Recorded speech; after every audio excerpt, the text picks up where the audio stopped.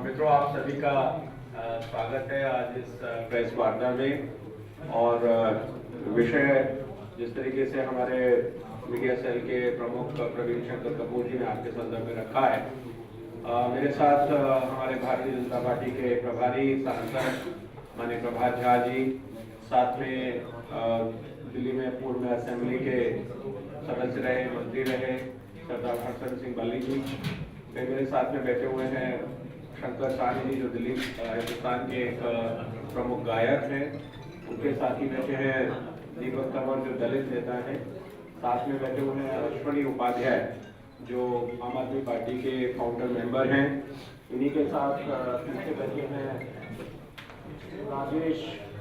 राजेश गुप्ता, ये भी आम आदमी के फाउंडर मेंबर हैं। इसके साथ ही सलील कुमार, ये भी आम आदमी के फाउंडर मेंबर हैं। इसके साथ ही कर्नल तलवार, ये भी आम आदमी के फाउंडर मेंबर हैं।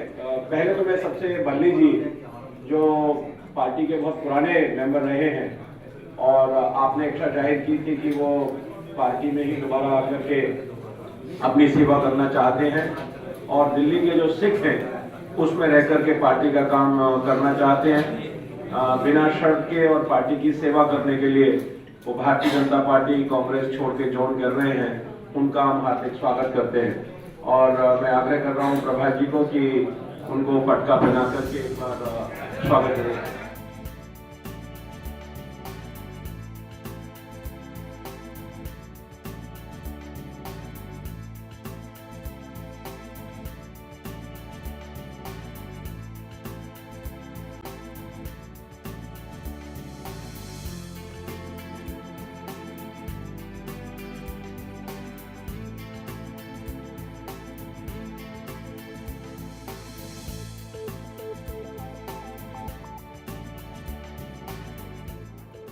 आज मैं आपका आभारी हूँ, जिन्होंने मुझको फिर से पार्टी के अंदर नवाजा। शामिल करना लफ्ज में नहीं बचता, नवाजा होता है कि किसी को अपने संरक्षण में ले लेना।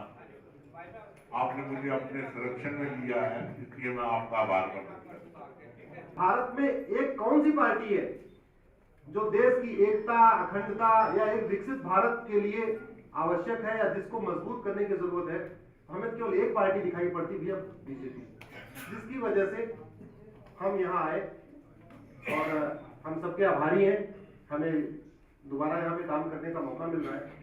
जैसे देश आगे तरक्की कर रहा है, हमें लगा कि मोदी जी का जो विजन है वो सबको, युवाओं को, महिलाओं को, सबके लिए बड़ी प्रमुखता से सबको आगे लेकर जा रहा है। उसकी ओर धीरे धीरे पूरा हिंदुस्तान जुड़ता जा रहा है। तो हमें लगा कि देश के लिए अगर देशभक्ति हमें है तो हमें बीजेपी ही ज्वाइन करनी चाहिए। हमारा मेन एजेंडा राजनीति से ज्यादा देश के लिए है, तो देश के लिए हम लोग कुछ करना चाहते हैं, इसीलिए हम लोग बीजेपी ज्वाइन कर रहे हैं। अब हमें ऐसा लगता है कि बीजेपी के अंदर आके हमें सम्मान मिलेगा। बहुत शुक्रगुजार हूँ सतीश उपाध्याय साहब का, जिन्होंने हमें पार्टी में आने का मौका दिया और जहाँ पे भी वो जिस पद पे भी एक कार्यकर्ता के रूप में जहाँ पे भी हमें बोलेंगे वहाँ इनके साथ काम करेंगे और हमारा दिल्ली वाल्मीकि पूरा समाज इनके साथ है। जो बदलाव मुझे अब दिख रहा है मोदी जी के आने के बाद, मुझे लग रहा है कि आने वाले 10-15 साल के बाद जब भी इनकी पूरी टीम जो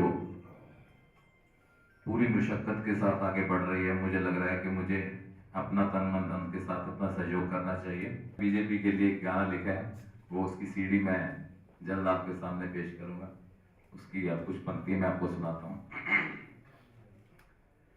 बीजेपी के हाथों होगा दिल्ली का विकास, बच्चों बुजुर्गों नौजवानों मान लो मेरी बात।